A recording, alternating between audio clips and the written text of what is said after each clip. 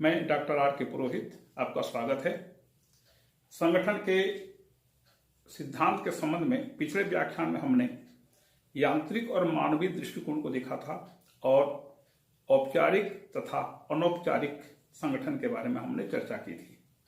औपचारिक संगठन का मतलब होता है जिन संगठनों का निर्माण नियम या कानून के तहत होता है, उसे हम औपचारिक संगठन कहते हैं। जैसे विश्वविद्यालय की स्थापना या एक जिला की स्थापना, एक तहसील की स्थापना, उसे हम कहेंगे औपचारिक संगठन। और अनौपचारिक संगठन जब नियम कानून के अनुसार कोई अच्छा परिणाम हमको न मिले या कार्यालय के प्रमुख को कोई अच्छा परिणाम न मिले, तो वह अनौपचारिक रूप से 4, 5, 6, 8, 10 लोगों की एक टीम बनाता है और उसको उस काम में प्रयुक्त करता है। इसका कोई वैधानिक अस्तित्व नहीं होता, लेकिन विशेष लक्ष्य प्राप्त करने के लिए ऐसी टीम का बनाना अनौपचारिक संगठन कहलाता है। जैसे मान लीजिए बिहार में मद्य निषेध शुरू हो गया है। यदि मान लीजिए सामान्य पुलिस अपना काम करते हुए मद्य निषेध को रोक पाने में सफल नहीं हो पा रही है, तो जिले का एसपी क्या करेगा? एक एडिशनल एसपी, 2-4 इंस्पेक्टर और 8-10 पुलिस सिपाहियों को मिलाकर के एक विशेष टीम गठित करेगा और उस टीम को कहेगा कि आप मद्य निषेध का उल्लंघन करने वाले को अच्छी तरह से पकड़िए और उन मद्यों को आप जब्त करिए। तो उसको कहेंगे औपचारिक संगठन, जिसका कोई वैधानिक अस्तित्व नहीं होता, लेकिन उद्देश्य को पूरा करने के लिए ऐसे कई प्रकार के काम किए जाते हैं। आज देखें संगठन के सिद्धांतों में सबसे पहला है पद सोपान। पद सोपान, सोपान माने सीढ़ी। पदों की सीढ़ी होती है।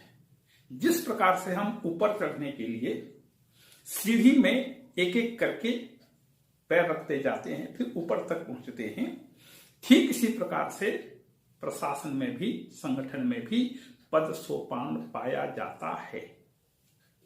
इसके लिए अंग्रेजी शब्द है हायरार्की, जो कि यूनानी शब्द हाइरोस और आर्कस, इन 2 शब्दों से बना है। इसका मतलब होता है पवित्र शासन। हाइरोस का मतलब पवित्र और आर्कस का मतलब शासन। पुराने समय में चर्च में शासन करने वाले पादरियों की विभिन्न श्रेणियां जो होती थीं, उसको हायरार्की कहा जाता था पुराने समय में। मतलब यह चर्च के संदर्भ में, चर्च के अंदर पादरियों का जो संगठन होता था, उसके संदर्भ में इस शब्द का प्रयोग किया जाता था। इसके लिए एक और शब्द है जिसके स्केलर, जिसे स्केलिस्ट पद्धति कहते हैं, स्केलर सिस्टम कहते हैं। स्केलर का मतलब होता है सीढ़ी। जैसे एस्केलेटर होता है, आजकल मॉल में जो सीढ़ियां, ऑटोमेटिक जो सीढ़ियां होती हैं, उस सीढ़ी को स्केलेटर कहते हैं। तो यहां पर यह लैटिन भाषा के स्केलेटिस शब्द से बना हुआ है, जिसका मतलब होता है सीढ़ी। मतलब पद सोपान हो, चाहे स्केलर पद्धति हो, चाहे हायरार्की हो, इन सब के लिए सीढ़ी जो होता है, यह पदों की जो सीढ़ियां होती हैं, पदों की जो सीढ़ी होती है, उसे हायरार्की या पद सोपान कहते हैं। इसके लिए व्हाइट ने इसको परिभाषित करते हुए कहा है कि पद सोपान संगठन के ढांचे में ऊपर से नीचे तक उत्तरदायित्व के अनेक सोपानों द्वारा उच्च और अधीनस्थ संबंधों का सार्वभौम प्रयोग है। प्रत्येक कार्यालय में, प्रत्येक संगठन में एक मुखिया होता है, जिसे हम मुखिया कहते हैं। जिला प्रशासन के संदर्भ में कलेक्टर कहते हैं, महाविद्यालय प्रशासन के संदर्भ में प्रिंसिपल कहते हैं, विश्वविद्यालय प्रशासन के संदर्भ में हम इसको कुलपति कहते हैं। तो ऊपर से नीचे तक विभिन्न सीढ़ियों के द्वारा, सीढ़ियों के समान पदों की एक श्रृंखला बनती है। जैसे विश्वविद्यालय, आप विश्वविद्यालय को छोड़िए, महाविद्यालय को देखिए। महाविद्यालय में सबसे ऊपर होते हैं प्राचार्य। प्राचार्य के नीचे प्राध्यापक, उसके नीचे सहायक प्राध्यापक, यह शैक्षणिक स्टाफ हो गया। अब गैर शैक्षणिक स्टाफ के अंतर्गत जैसे स्पोर्ट्स ऑफिसर, लाइब्रेरियन, लेखा शाखा में काम करने वाले लेखापाल, कार्यालयीन काम करने वाले रजिस्ट्रार, उसके नीचे मुख्य लिपिक, उसके नीचे सहायक लिपिक, उसके नीचे टाइपिस्ट या आजकल कंप्यूटर ऑपरेटर होने लगे हैं, उसके नीचे चपरासी, भृत्य, उसके नीचे फर्रास, उसके नीचे स्वीपर। ये पदों की एक श्रृंखला बनती है। इस पदों की श्रृंखला को पद सोपान कहते हैं। यह व्यवस्था पूरे कहीं पर भी संगठन का निर्माण होता है, प्रत्येक संगठन में इसको देखा जा सकता है। तो इसमें क्या होता है कि सत्ता का हस्तांतरण ऊपर से नीचे तक होता है। मतलब कि सबसे ऊपर में सत्ता निहित होती है और वह ऊपर का मुखिया अपनी सत्ता को नीचे तक हस्तांतरित करता है कि आप ये काम करिए, आप ये काम करिए, आप ये काम करिए। ये सत्ता का हस्तांतरण ऊपर से नीचे तक। जैसे एसपी होता है जिले में पुलिस अधीक्षक होता है, उसकी जिम्मेदारी है पूरे जिले में शांति व्यवस्था और कानून की स्थिति बनाए रखना। लेकिन वह पूरे जिले का दौरा नहीं कर सकता, पूरे जिले में एक साथ सब काम नहीं कर सकता। तो वह अपने अधीनस्थों के माध्यम से विभिन्न प्रकार के कार्यों का संपादन करता है। उस एसपी की सहायता के लिए एडिशनल एसपी होते हैं, सीएसपी होते हैं, डिप्टी एसपी होते हैं, फिर एसडीओ पुलिस होते हैं, उसके नीचे 3 स्टार वाले इंस्पेक्टर होते हैं, फिर सब इंस्पेक्टर होते हैं, उसके नीचे असिस्टेंट इंस्पेक्टर होते हैं, फिर कांस्टेबल होता है, फिर सिपाही होता है, फिर जवान होते हैं, फिर अर्धसैनिक। मतलब कि तमाम प्रकार के ये जो है ये सत्ता का हस्तांतरण ऊपर से नीचे तक होता है। और उत्तरदायित्व का की दिशा नीचे से ऊपर तक होती है। मतलब कि सबसे नीचे जो काम करने वाला होता है वह अपने से ऊपर वाले अधिकारी के प्रति उत्तरदायी होता है। तो सत्ता का केंद्र ऊपर से नीचे तक होता है, उत्तरदायित्व का केंद्र नीचे से ऊपर की ओर होता है। इसमें सबसे महत्वपूर्ण बात यह है कि इसमें जो मध्यम वर्ग के अधिकारी होते हैं उनकी उपेक्षा नहीं होती। जैसे कोई भी एसपी सीधे एक असिस्टेंट इंस्पेक्टर या सब इंस्पेक्टर से बात नहीं करता, नहीं करना चाहिए और नहीं करता। वह क्यों? उसके नीचे टाउन इंस्पेक्टर होता है या पुलिस थाना का प्रभारी इंस्पेक्टर होता है, सीधे वह सब इंस्पेक्टर से बात नहीं कर सकता। या कोई सब इंस्पेक्टर चाहे कि मैं सीधे जाकर एसपी से मिलूं, एसपी से बात करूं, तो वह सीधे एसपी से बात नहीं कर सकता, उचित माध्यम से जाएगा। यदि मान लीजिए किसी पुलिस थाना में कोई सब इंस्पेक्टर पदस्थ है, वह चाहता है कि एसपी से बात करूं, तो वह अपने पुलिस थाना के प्रभारी से अनुमति लेकर के एसपी के पास जाकर के मिल सकता है, अन्यथा नहीं मिल सकता। ये उचित माध्यम से सब काम होता है। जैसे कार्यालय में भी, महाविद्यालय में प्राध्यापक, सहायक प्राध्यापक अध्यापन करते हैं।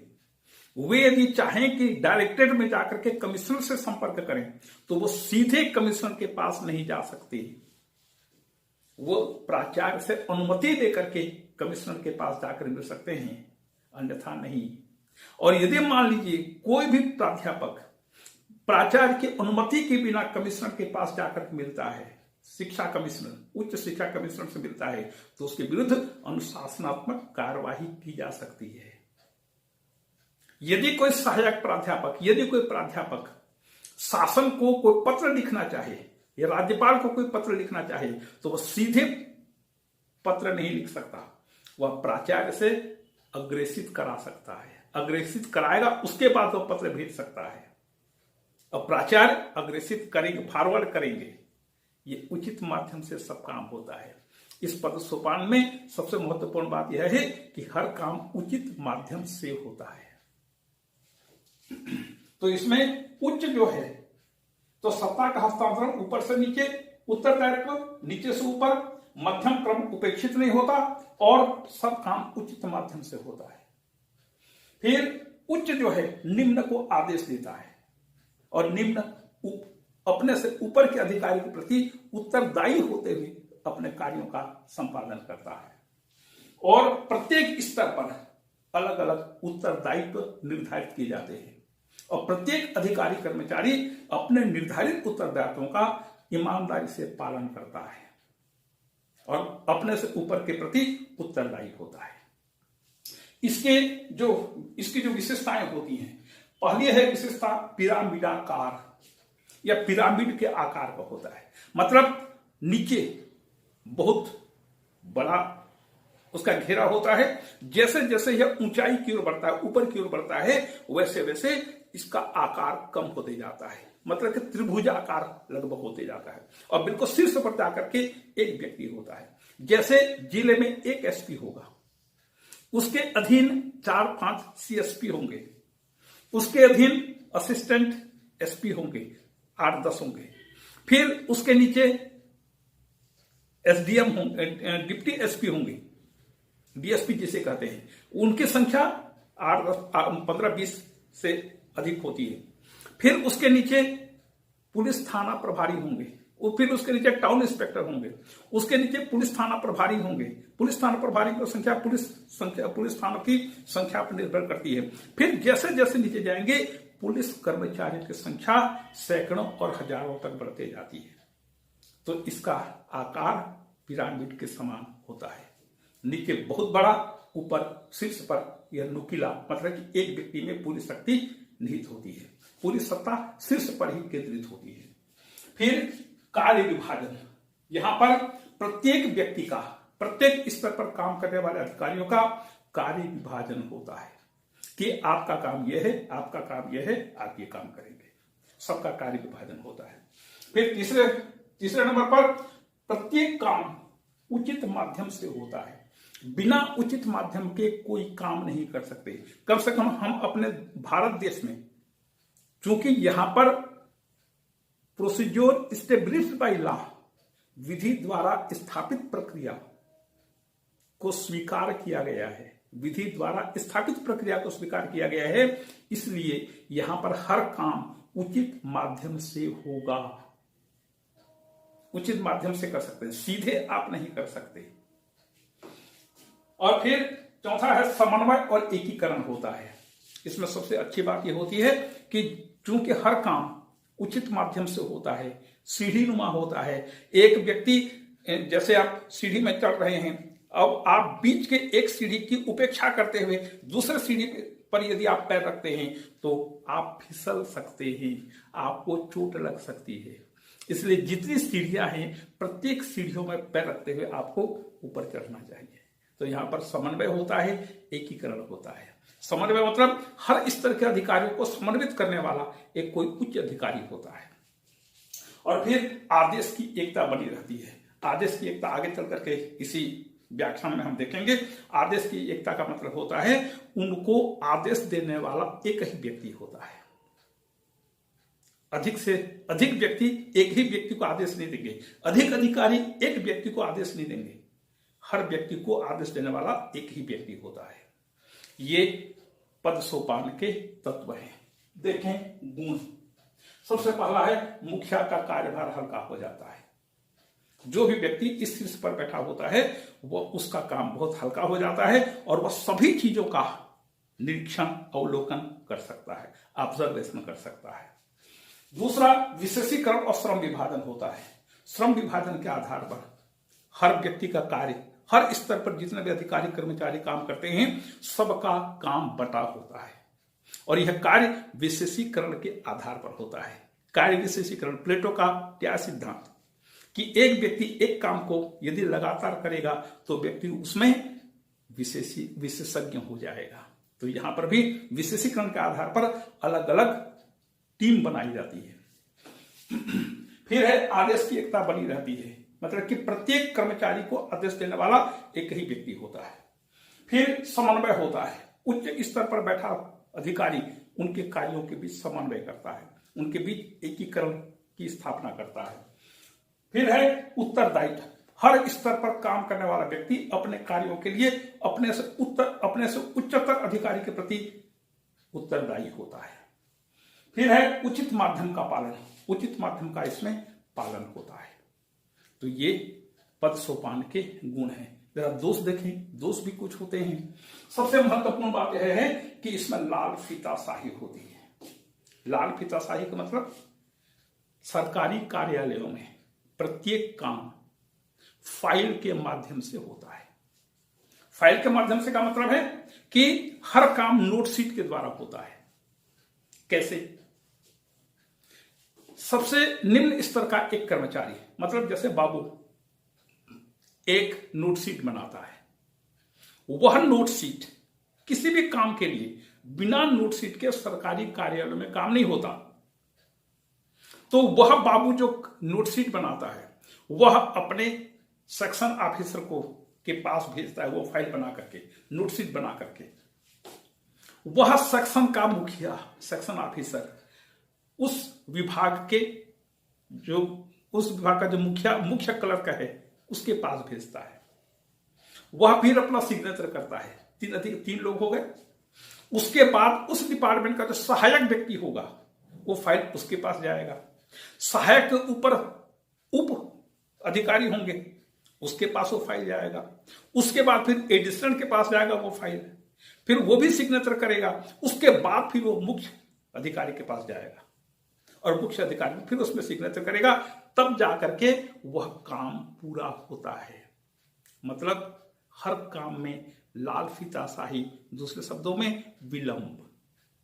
एक ही काम को जब एक फाइल जब 10 टेबल पे से होते हुए आगे बढ़ता है, निश्चित रूप से उसमें विलंब होगा। और यदि मान लीजिए वह अधिकारी, बीच का अधिकारी अनुपस्थित है, छुट्टी में है, कोई दूसरे काम में व्यस्त है, फाइल देख नहीं पाया, क्या होगा? अनावश्यक देरी होती है। इसलिए सरकारी कार्यालय का मतलब लाल फीताशाही माना जाता है, अनावश्यक विलंब। फिर है कठोरता। नियमों के पालन पर, औपचारिकताओं के पालन पर बल देने के कारण यहां पर व्यवहार में कठोरता आ जाती है।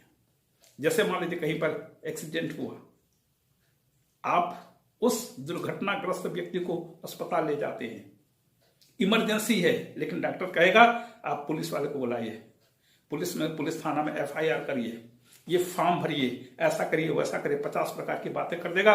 उसके बाद ट्रीटमेंट शुरू होगा। मतलब संबंधों में कठोरता। आदमी तड़फ रहा है, मर रहा है, लेकिन डॉक्टर उसकी चिकित्सा नहीं करेगा। तो यहां पर संबंधों में नियमों के अनावश्यक पालन के कारण संबंधों में कठोरता, नियमों में कठोरता आ जाती है, व्यवहार में कठोरता आ जाती है। तीसरा है सौहार्दपूर्ण मानव संबंधों का विकास नहीं हो पाता। यह है पद सोपान के गुण और दोष।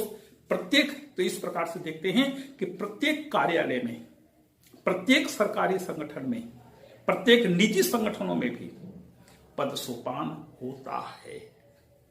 इसके अंतर्गत शीर्ष पर एक व्यक्ति के पास पूरी शक्तियां होती हैं। वह अलग अलग स्तरों पर अधिकारियों कर्मचारियों को सत्ता का हस्तांतरण करता है। ये अलग अलग स्तर के अधिकारी कर्मचारी अपने निर्धारित दायित्वों को पूरा करते हैं और अपने से ऊपर के अधिकारी के प्रति उत्तरदायी होकर के संगठन के कार्यों का निर्वहन करते हैं। दूसरा सिद्धांत है नियंत्रण का क्षेत्र। नियंत्रण का क्षेत्र, इसको अंग्रेजी में कहते हैं स्पन ऑफ कंट्रोल। दिमाग कहता है किसी उद्यम की मुख्य कार्यपालिका, मतलब कि मुखिया, और उसके प्रमुख सहकर्मी कार्यालय के मध्य प्रत्यक्ष और सामान्य संचार की संख्या और क्षेत्र है। मुख्य कार्यालय और अधीनस्थ कार्यालय या अधीनस्थ या अधीन काम करने वाले, इनकी संख्या और क्षेत्र। ज्यादा लंबा चौड़ा मत करिए, इसको एक शब्द में, एक वाक्य में समझिए कि एक अधिकारी कितने या एक व्यक्ति कितने लोगों को नियंत्रित कर सकता है। यह है नियंत्रण का क्षेत्र। जैसे परीक्षा चल रही है, विद्यार्थियों में नकल की प्रवृत्ति है। प्रश्न यह है कि कितने शिक्षक 100 परीक्षार्थी यदि परीक्षा दे रहे हैं तो 100 परीक्षार्थियों पर कितने निरीक्षक हो सकते हैं या कितने निरीक्षक नकल मारने की प्रवृत्ति को नियंत्रित कर सकते हैं। समझिए कि किसी हाल में 100 विद्यार्थी बैठे हैं तो 3-4 परीक्षक उस परीक्षा हाल में नकल रोकने के लिए पर्याप्त होते हैं। क्यों? क्योंकि कार्य में एक रूपता होती है। आपको केवल क्या करना है? नकल की प्रवृत्ति को रोकना है। तो आजकल तो नकल के नए नए साधन बनते जा रहे हैं, लेकिन जहां 100 विद्यार्थी हैं, 100 विद्यार्थी परीक्षा दे रहे हैं, 3 या 4 शिक्षक भी नकल की प्रवृत्ति को रोकने में सफल हो सकते हैं, क्योंकि यहां पर कार्य की एक रूपता है। लेकिन मान लीजिए जहां पर अनेक प्रकार के कार्य अलग अलग लोग करते हैं, वहां पर नियंत्रण का क्षेत्र कम हो जाता है। जैसे योगासन में, योगासन करते हुए मान लीजिए 10 विद्यार्थी हैं, सबको चूंकि एक ही प्रकार का आसन एक एक करके सिखाता है योग ट्रेनर, तो वह एक साथ 10 योगार्थियों को नियंत्रित कर सकता है। तो कहने का मतलब यह है कि एक व्यक्ति, एक उच्च अधिकारी अपने अधीन कितने लोगों को नियंत्रित कर सकता है, यह है नियंत्रण का क्षेत्र। आप कहेंगे तो देखिए, भारत में 200 वर्षों तक अंग्रेजों ने शासन किया। इन 200 वर्षों में, 200 वर्षों के लंबे समय में कभी भी भारत में अंग्रेजों की संख्या 1 लाख से ज्यादा नहीं थी। और ये 1 लाख उनके परिवार में महिला और बच्चों सभी मिलाकर थे। और ये 1 लाख अंग्रेजों ने भारत पर 35 करोड़ भारतीयों पर 200 वर्षों तक शासन किया। क्यों? क्योंकि ये लोग सब कोई भारतीय उनको सहयोग किया करते थे। बिना सहयोग के अंग्रेज एक दिन भी रह ना पाए। जब 1945 में तय हो गया कि अब भारतीयों का सहयोग नहीं मिलेगा, तब अंग्रेजों को भारत छोड़कर जाना पड़ा। एक समान कार्य होने के कारण एक व्यक्ति अनेक लोगों पर नियंत्रण स्थापित कर सकता है। तो इसमें क्योंकि नियंत्रण आवश्यक है, क्योंकि जब तक अधीनस्थ कर्मचारियों और अधिकारियों पर उच्च अधिकारी का नियंत्रण नहीं होगा, ऐसी स्थिति में अधीनस्थ अधिकारी कर्मचारी मनमानी कर सकते हैं। जिस प्रकार से कौटिल्य अर्थशास्त्र में बहुत अच्छी बात कहता है।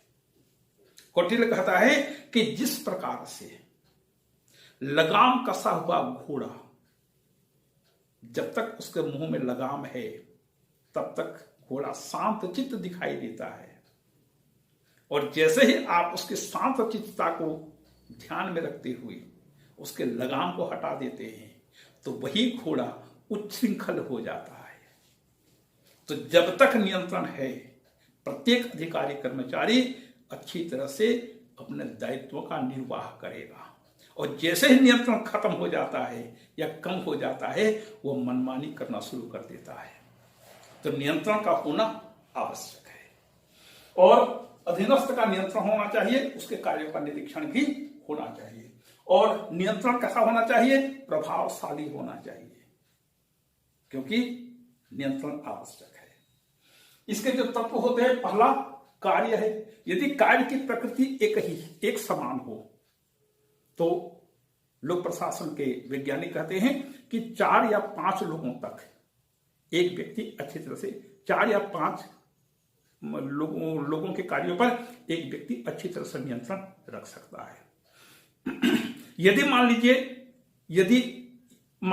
एक व्यक्ति अपना सहायक और जोड़ लेता है, मतलब पहले 4 थे, 4 मिलकर के एक व्यक्ति के अधीन काम करते थे।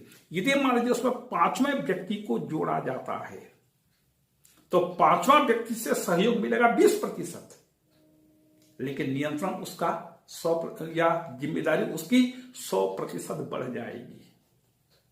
4 व्यक्ति मिलकर के 25-25% सहयोग करके 100% सहयोग उच्च अधिकारी को दे रहे हैं। मान लीजिए 5वां व्यक्ति उसमें सम्मिलित होता है तो सहयोग की मात्रा तो 100% ही होगी। तो उन चारों का काम थोड़ा सा कम हो गया। 5 मिलकर के 20-20% सहयोग करके 100% उसको सहयोग करेंगे, उसका काम करेंगे। लेकिन उस मुख्य अधिकारी की जिम्मेदारी 100%, उसका कार्यभार 100% बढ़ जाएगा, क्योंकि पहले 4 लोगों को देखता था, उनका देखभाल करता था, अब 5वें व्यक्ति को भी नियंत्रण में रखना पड़ेगा। तो यदि कार्य की प्रकृति एक हो तो अधिक लोगों पर नियंत्रण रखा जा सकता है। दूसरा है व्यक्तित्व के उच्च अधिकारी। यदि मान लीजिए विशेषज्ञ है, अनुभवी है, उसकी आयु अधिक है, लंबे समय से वह काम कर रहा है, यदि उसमें नेतृत्व क्षमता है, यदि उसका चरित्र बहुत अच्छा है, तो वह अधिक लोगों पर नियंत्रण रख सकता है। और नौसिखिया व्यक्ति स्वाभाविक है, वह अधिक लोगों पर नियंत्रण, प्रभावशाली नियंत्रण नहीं रख पाएगा। तीसरा है समय। यदि संगठन पुराना है तो चूंकि वहां पर परंपराएं विकसित हो जाती है, इसलिए मुख्य अधिकारी को ज्यादा परेशान होने की आवश्यकता नहीं पड़ती और सबको अपनी जिम्मेदारी, अपना कार्य विभाजन सब मालूम होता है, इसलिए सब कोई उसी ढंग से काम करना शुरू कर देते हैं। तो संगठन कितना पुराना या कितना नया है, इस पर भी निर्भर करता है। और स्थान, यदि एक स्थान पर बैठ करके काम करना है तो अधिक लोगों पर नियंत्रण हो सकता है, लेकिन अनेक स्थानों पर यदि मान लीजिए आपका कार्यालय है तो आपको ज्यादा लोगों पर आप नियंत्रण नहीं रख सकते। लेकिन आजकल चूंकि संचार साधनों का लगातार विकास हो रहा है, हो गया है, इसलिए संचार साधनों के विकास के कारण आजकल नियंत्रण का क्षेत्र ज्यादा से ज्यादा बढ़ता जा रहा है, क्योंकि आजकल बायोमेट्रिक अटेंडेंस भी होने लगा है। तो बायोमेट्रिक अटेंडेंस के आधार पर आप देख सकते हैं कि कितने व्यक्तियों ने समय पर कार्यालय आना शुरू किया है, कितने लोग समय पर नहीं आए, कितने लोग देर से आए, कितने लोग 4 बजे चले गए, 3 बजे चले गए, इस प्रकार से। तो संचार साधनों के विकास के कारण नियंत्रण का क्षेत्र ज्यादा बढ़ने लगा है। यह है नियंत्रण का क्षेत्र। और इसी संदर्भ में तीसरा सिद्धांत है आदेश की एकता। बिल्कुल संक्षिप्त है आदेश की एकता। एक प्रश्न यह है कि जो भी निम्न स्तर पर अधिकारी काम कर रहा है उसको आदेश देने वाले कितने व्यक्ति होने चाहिए? आप कहेंगे एक व्यक्ति, बिल्कुल सही है। तो हर कर्मचारी और अधिकारी को आदेश देने वाला एक ही व्यक्ति होना चाहिए। यदि 2 व्यक्ति आदेश देते हैं एक व्यक्ति को तो क्या होगा? टकराव होगा, उन दोनों के बीच मनमुटाव होगा। और यदि कोई शातिर अधीनस्थ कर्मचारी है तो उन दोनों को लड़ा देगा, चुगली करेगा। तो आदेश की एकता होनी चाहिए, मतलब कि प्रत्येक कर्मचारी और अधिकारी को आदेश देने वाला एक ही व्यक्ति होना चाहिए। और आगे देखिए इसी में थोड़ा सा कि एकाधिक होने पर अनुशासनहीनता बढ़ेगी, क्योंकि जैसे जिला स्तर पर स्वास्थ्य विभाग है, सिंचाई विभाग है, लोक निर्माण विभाग है, ये जिला स्तर पर कलेक्टर का इन पर पूरा नियंत्रण होता है और उच्च स्तर पर इनका शासन का नियंत्रण होता है, अपने विभाग का नियंत्रण होता है। मान लीजिए इनका विभाग और कलेक्टर के आदेश में विरोधाभास हो तो इन विभागों में काम करने वाले कर्मचारी अधिकारी कलेक्टर का आदेश मानेंगे या अपने विभाग का आदेश मानेंगे, तो टकराव होता है। तो आदेश की एकता होनी चाहिए। इसके लिए सिद्धांत है 1 पर्सन 1 बॉस। प्रत्येक व्यक्ति को आदेश देने वाला एक ही बॉस होना चाहिए। यह है आदेश की एकता। इसके साथ आज का व्याख्यान समाप्त होता है। आपको धन्यवाद।